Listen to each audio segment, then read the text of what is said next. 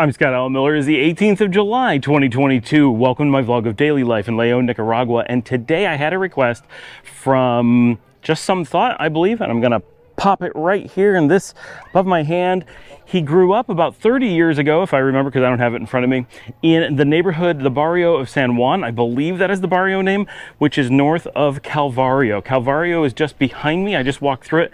If I look a little bit winded and sweaty, it is because I just hoofed it hard all the way from Barrio to come up here because I am losing daylight, plenty at the moment, but pushing hard to have some because it's late in the day and I've been busy and I did not have a chance to come out and film. Now, this neighborhood I've never filmed before, so all of this is new to those of you who are viewing. So I'm going to spin the camera around here in just a minute. Actually, I'm just going to do it now. So I came up pretty early on when we moved into León, probably around December or January.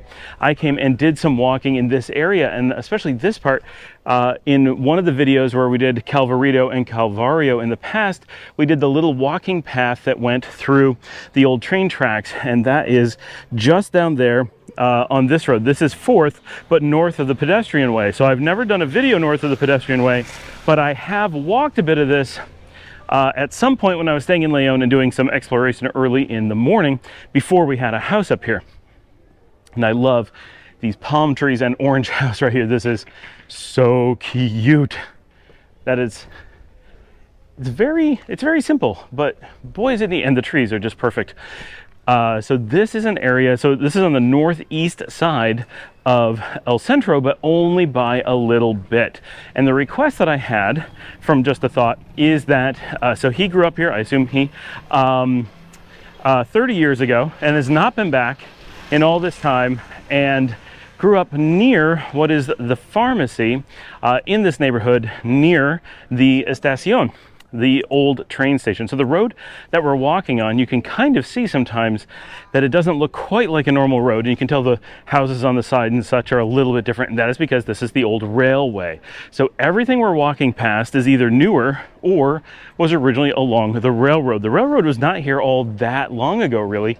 It is a relatively recent thing that it was removed in the last, I think, 50 years or so, and possibly quite a bit less than that. So you can kind of see the road here is different than many roads, and some of these buildings make sense to have been along a railway. So in just a little bit, we're going to come up on the train station. I've never walked this far north to the best of my knowledge, so I've never actually been to the train station. Now, long ago, the train station was turned into a market. So that is its main thing now. It's one of the main markets of the city, and as far as I know, the only one I've never been to. I don't think this is the pharmacy that we're looking for, but it could be. So I'm grabbing some. Well, you can see through some of the colonial stuff behind. And look at these, what would have been grand old buildings along the railroad. Pretty cool. Pretty cool. So this is today's walk. This is my first hefty walk around the city in a while, at least since before I went to Guatemala. So glad to be back out and exploring. The last couple days have been brutally hot, and today is quite pleasant. We actually had a sprinkle of rain, and now it's just overcast and perfect. So I am walking around and enjoying it. Now, I have seen this place before, the Hotel Europa, but I've never been to it. Okay, so I have walked up this far when I was exploring the city on foot many months ago, but definitely have never filmed it. But I'm not sure I've been north of here, so perhaps this is new. I walk so much that sometimes I'm like, oh wait, I've been here, I just didn't know where I was at the time. And that's always a risk. But this is nice having projects that I can just go out and start exploring, and kind of gives me a purpose to my wanderings. Otherwise, I'm kind of just wandering aimlessly. A friend of mine stopped me on the road as I was walking up here, and he's like, oh, where are you off to? What are you doing? And I said about this, that I had this request to go film this neighborhood, and he's like, oh, I have lots of great things I'd like you to film. I'll send you a list and send you places. And I'm like, oh, well, that's actually kind of perfect. Some interesting industrial, or more commercial, I should say, businesses along here. I'm not sure. I think this right here is the actual train station. Obviously, it's an old train station and it's been converted into a traditional market. So it's hard to tell that it used to be a station. Oh no, here we go. I don't know if you're gonna be able to see this in the video, but I'm gonna do my best to pop in here.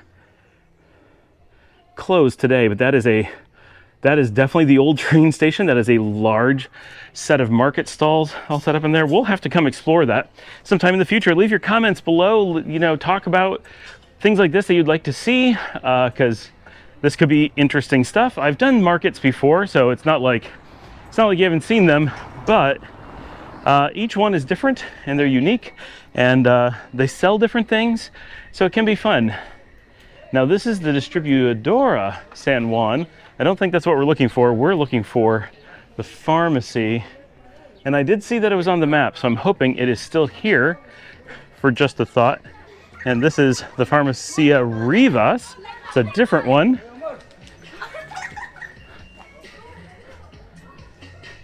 Kind of a sleepy neighborhood when the market is closed. Got a little shot down this street here. Not sure what street I'm at. You can see how many cages and stalls there are. And you can see over here, this is definitely where the train used to be. It's really interesting. Hola, es video.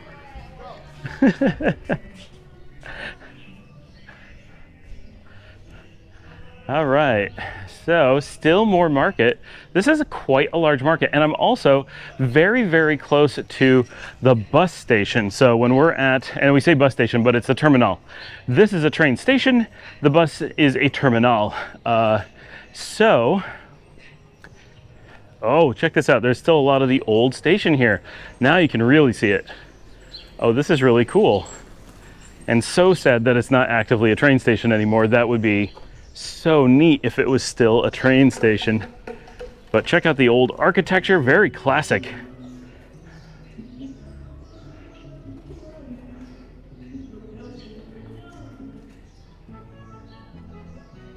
And accordion music coming down the street. My mother would be very happy with the all the accordion music that happens here. I'm gonna walk over and just get this building, because this is a really cute building right over here. I like it. So we're going to show this off. That car has a really big, that looks like it's going to be a bumper car. Needs its electric hookup up there. Yeah. But this building right here, really cute. Really large, actually. All these fried chicken restaurants, very popular in the markets. It's amazing how many people come to the markets for the same food every day. And this just continues on. That's Clarita's Farmacia.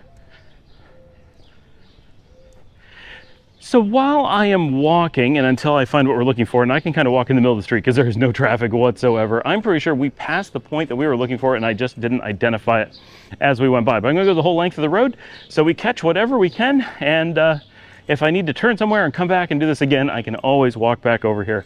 I do this on foot, so it's not a big thing. At least when it's León. If you send me out to another city, as someone requested that I do, that I need to get right the first time. I'm not driving out to other cities over and over again, especially ones that have no hotels or things to do. I got requested to go to a pretty funny place in northern León, in Departamento León. Okay, so on today's topic, beyond this walk, which is interesting in and of itself, one of the things that I wanted to talk about is what I call the disparity of comfort. And it's an interesting concept, I think, because when you're an expat, when you're moved from one country to another, you have a tendency, at least I think most people do, have a tendency to think of the world in terms of a sliding scale of comfort. And when you're in a place like the United States or Canada, we assume that we're at a high degree of comfort. And when we move other places, we'll probably move to a lower degree of comfort with some exception.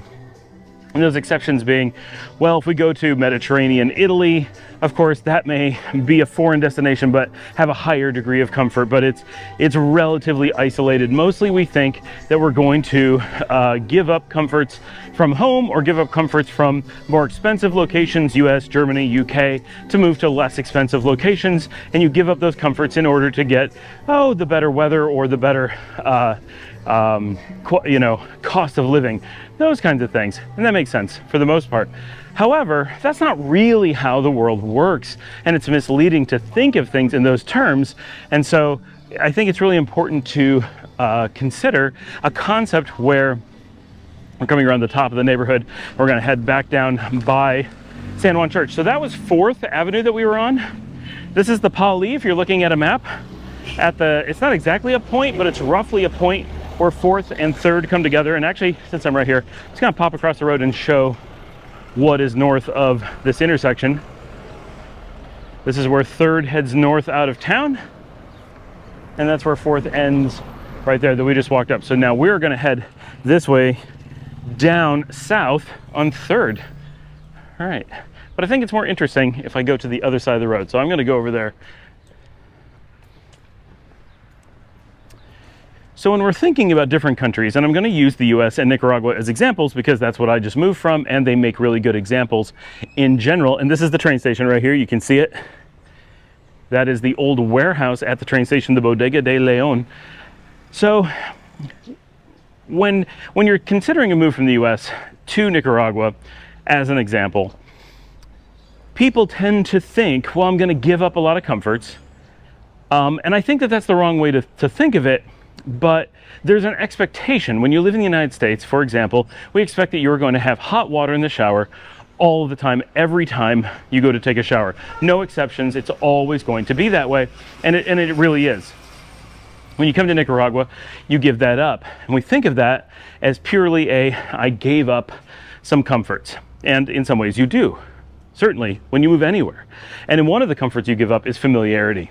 Right? When you come from a place, you are familiar with it. You are comfortable with the things that are easy. You have adapted already to the things that are hard, and they feel less problematic because you are used to them. And that's natural, and it occurs to everybody. But when you move to another place, the reality is that it's actually more of a shakeup. In most cases, I'm sure there are exceptions where there are countries or locations where simply nothing is comfortable and it all is just terrible, sure. And there are places like southern Italy which are just incredibly comfortable and have very few negatives, but even there, not the best internet, cost of living is not the lowest, the access to home delivery from Amazon is not ubiquitous. You are still giving up some comforts that you're used to in exchange, hopefully, for a bunch of others that are new to you. Here in Nicaragua, I think that there's a far larger amount of comfort that people don't account for, because when we come from somewhere, we tend to think of the world in terms of, I had this and I lost it. And this is true with anything. If you have 2 cars that are equally valued, but one of them you've owned for a long time and another you have not, you're going to emotionally attach more value to the thing that you are used to than the one that is technically of equal value that you have never owned. It is simply the way that humans work. Once we have something in our possession or believe it to be in our possession, we value it more highly. And when we do that, when we say, oh, hot water in the shower, I value that so much, sure, but there may be other things that are of equal value, and of equal value to you if it wasn't for the fact that you were already familiar with having hot water and you're not familiar with something else. For example, having easy access to a taxi that for cheap will stop by your house and get you anytime you need. That is something we're not used to in the United States. Okay, I'm going to get, this is the market from the other side. That's the old train station. And this is more of the market stalls as it sprawls over to 3rd.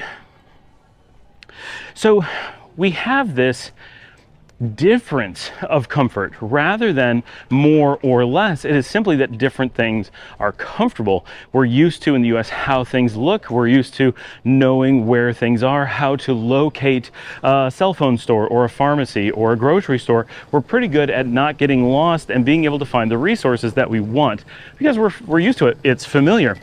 More of the market here. Look at this little path going back into the market deep in. This would be pretty interesting if it was open. This whole street is kind of weird. We're coming up on the church here, obviously. This is the Iglesia San Juan, the old San Juan church here in this neighborhood. And if we really step back and look, I think in general we actually would find that if we empirically attempted to evaluate levels of comfort rather than taking a familial approach to it and simply saying, well, I'm used to this and I value that highly, hot water, and I'm not used to having an easy taxi, so I don't care that much. That is true. We have a familiarity with that, and we say, well, but I depend on the hot shower because it's part of my routine. I don't depend on a taxi. It's not part of my routine. That's valid. And people generally dislike change. But once you've made a change, often people are completely fine having made the change. And if you do so logically, you may find that you've changed things for the better for yourself. And that is where I think a lot of expats need to evaluate what moving means for them. And I'm not trying to say specifically about the US or specifically about Nicaragua. They're purely examples of places that have extremely different models of comfort. And because of that, little things that are comfortable in the United States feel incredibly stressful and difficult when you're in Nicaragua, and vice versa. Nicaraguans who move to the United States are suddenly hit with a whole world of things that is different and complex and expensive and unexpected that they had no idea would happen. This is the Iglesia San Juan. This is a really cool church that I've never walked around like this before. That's cool. And because of that, both cultures have a strong tendency towards being confused and unable to see the values of the other. Now, it's much easier for Nicaraguans to understand the value of American culture because there's so many movies and television shows and other media sources that feed you that information, so you're pretty well prepped in a lot of cases. Americans who are coming to Nicaragua are often caught very much off guard by what everything looks like, feels like, access to resources, how you're supposed to do things, what are social norms, and so forth. So all those things make it extremely difficult, potentially, to make a serious move. But I think when we truly evaluate it, there's far more to be offered than we realize. So what are those things? What kind of things would we really be talking about? Because I'm being very abstract. And so first, I just want to get a little bit more of this church. Like, this is just a gorgeous church, and it's so quiet out here.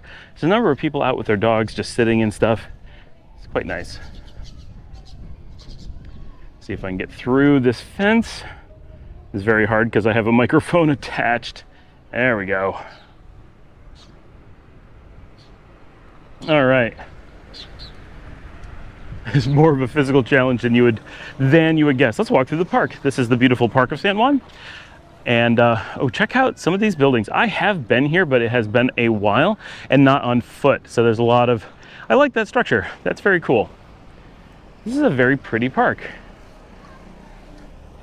So some of the things that are very different, and different enough that I think a lot of Americans are quite unsure how they should approach some of these types of comforts that are simply assumed in many other countries. And here in Nicaragua, and this conversation came up with someone recently, that he was saying, well, you know, there's a lot of things that I would like to have from home, not exactly comforts, but food items or whatever, that in the United States are common. And when you're here, well, restaurants don't carry them, and it's more of a pain to get.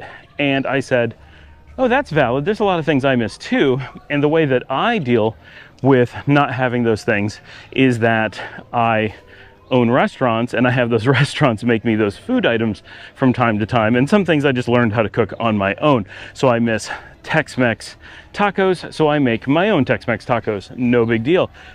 But more importantly, I have a restaurant that does that. Now, of course, first of all, this park is gorgeous. Look at these old fountains. I wish that was running, and we got this cool statue. And this one, I'm gonna go around so we can see them a little bit. I had no idea this park had so much in it. I've just driven by, and you kind of just get the fast food on the edges kind of thing. These great parks with all this life going on all throughout the city. Very, very nice. Very unexpected in little quiet neighborhoods. What a gorgeous park. And these pink lamps, can we see these pink lamps here? Very cool. And yeah, I hope you guys are enjoying this walk, because this is a fun walk to do. Whole new places. This is the cemetery of the babies, I think, the birth cemetery, something like that. Oh, look, there's a Mexican restaurant right here. I had no idea. I wonder what they have. Mexican food, Totito. We're gonna come over and see a menu since we're right here.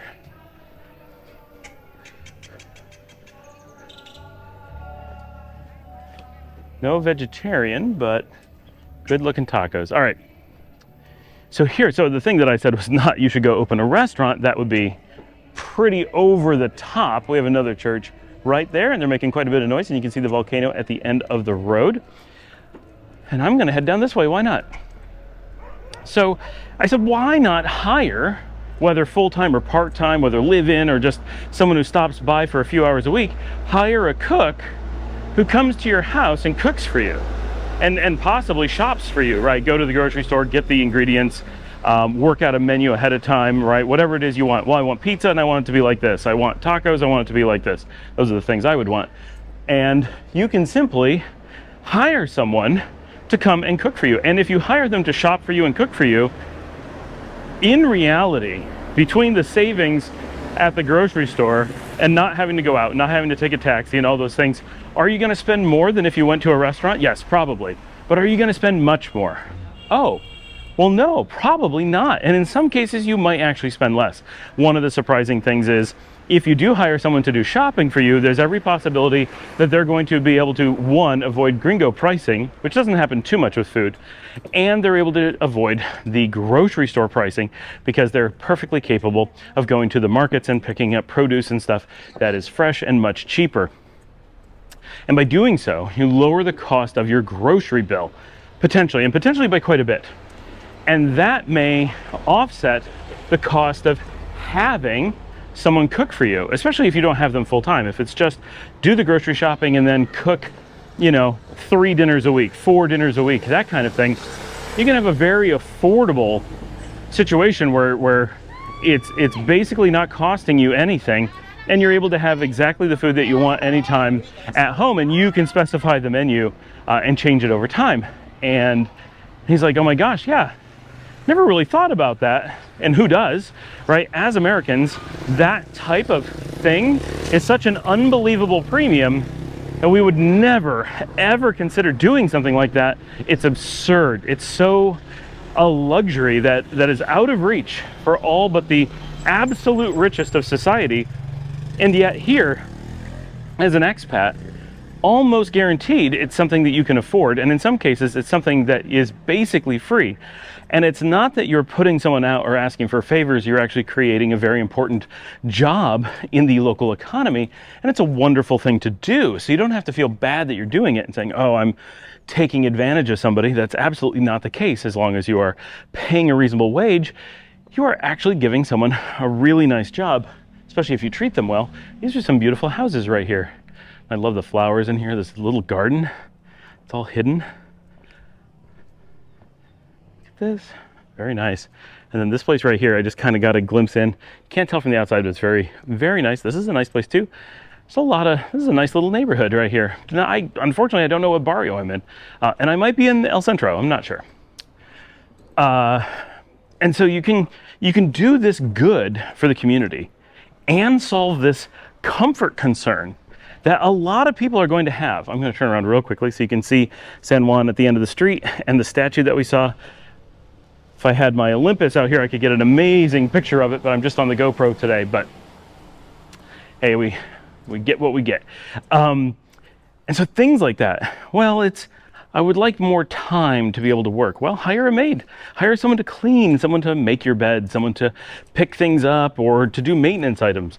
All of those things are extremely affordable, especially because very rarely do you need someone full time.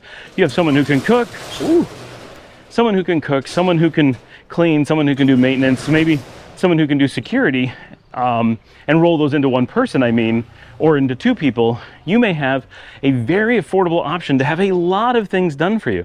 And then you have time to travel because someone's watching your house.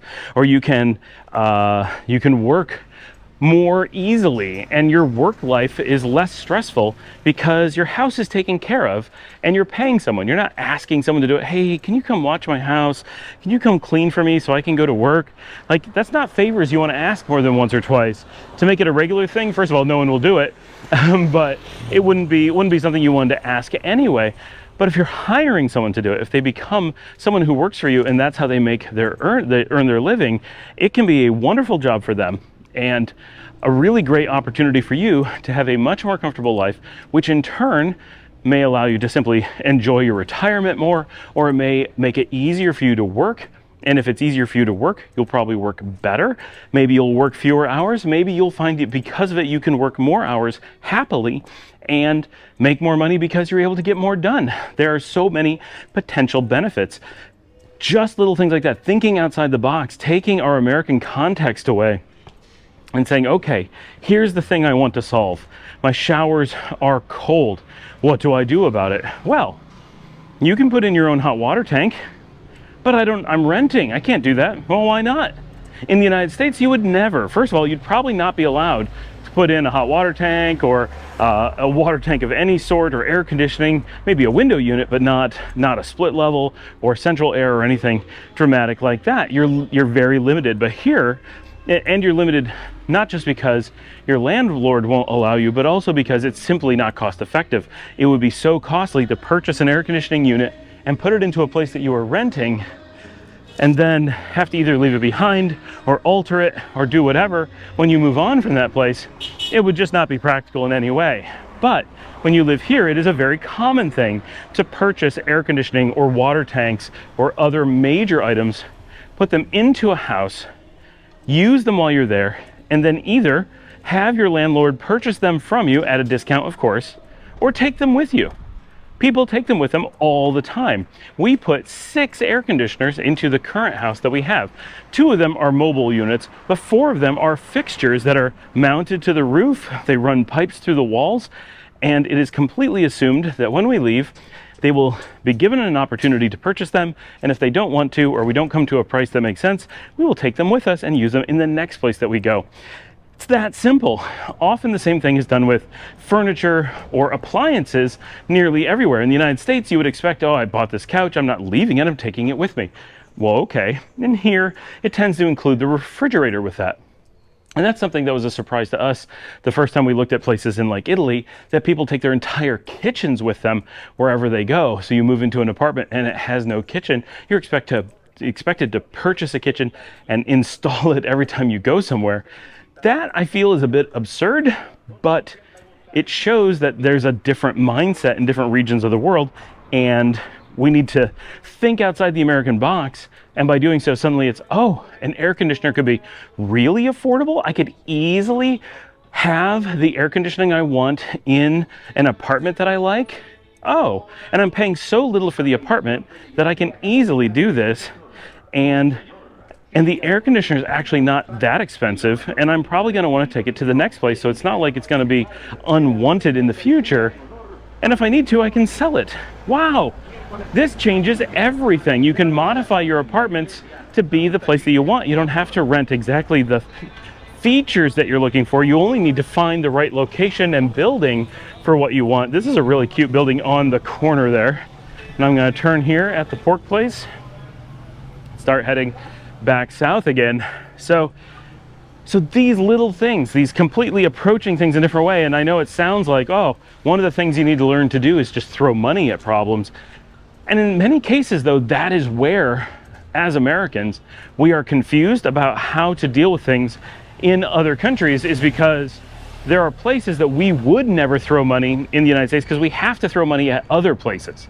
And it's not that Americans don't want to spend money or feel that it's culturally inappropriate to do so. It's that the types of places where we're able to solve problems with money in other countries are often so outrageously expensive in the United States that we could never consider it. But other places, everyone else would simply assume that that is what you're going to do. I have a friend who grew up in Panama, and she always has 1 or 2 maids who takes care of the house.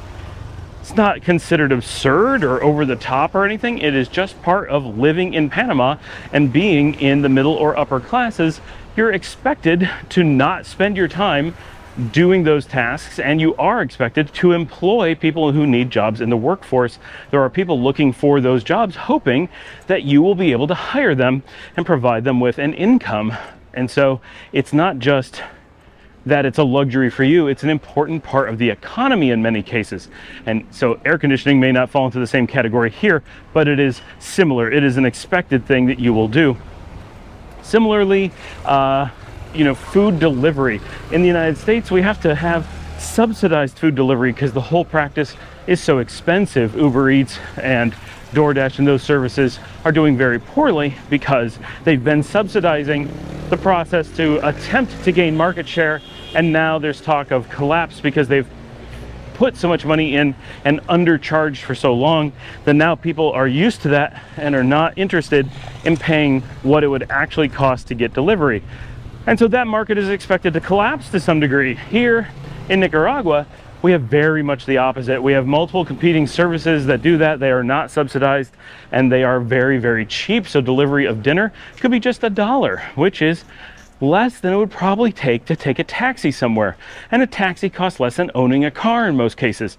So in the United States, you almost always have to own a car. It's the most cost-effective thing. So once you own a car, taking a taxi or an Uber to go to a restaurant often doesn't make sense because it's too expensive.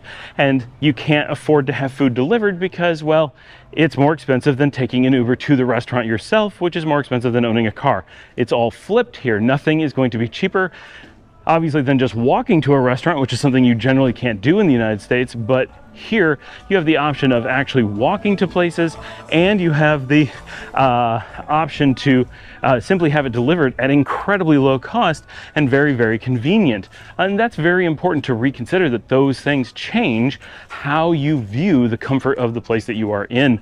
And we were talking about this when we were looking at the houses that were far out in what we call the suburbs. They're not really suburbs, it's just farther out from downtown in the city. And when looking at those kinds of places, it's easy to say, well, but it's so far from El Centro, and it's going to be so difficult to find food and groceries and all those things. Oh, that's a lot of extra work that I may not want to have to go through when I'm living in this very comfortable house. I have beautiful air conditioning and a nice yard or a nice patio, and I can cook at home, but where are my groceries going to come from? I don't want to have a car. You say, well, wait a minute. If you had food delivered 7 days a week, that's only $7. Maybe you're going to have multiple meals delivered. Sometimes $10 a week. That's a lot of delivery, but in the United States, that would be one delivery if you're lucky, right? And here, that is a new delivery every day, and some days twice. That changes everything. Suddenly life is just scrolling through Pedidos Ya, seeing what you want to eat, placing your order, and having it delivered. And of course, once you get to know places, you can call them or text them and say, hey, here's what I want. It's off the menu. Can you make this for me and have someone deliver it? Of course they will. It is a much less formal, far more flexible culture, and that allows for a lot of capacity for creating the comfort that you feel that you might be missing. And of course, there are things that you also have to adapt to. You're not going to go to every random hotel and find hot water. It's just how it is. You're not going to be able to go to the beach and have sewer systems where you can flush toilet paper. That is just the way it is. Those aren't things you're going to be able to change. Those things you have to adapt to. That you're able to go to the beach far more often, that you can go there without owning a car, that you can get there on a public bus for a few cents, that you can backpack anywhere, that you can just go to other countries so easily, that there's so many things that are so easy. Yes, there are going to be negatives. Of course there are. There are plenty of negatives in Nicaragua or in any country. But in many cases, rethinking how we think about comfort and look at the big picture and think outside the box may make all the difference. So that was a long rant and a long walk through hopefully a cool neighborhood. I hope I managed to film all the stuff that he was looking for. We'll find out when I post this. Thanks for joining me. Remember to like and subscribe. Put your comments down below. All right, I will see all of you tomorrow.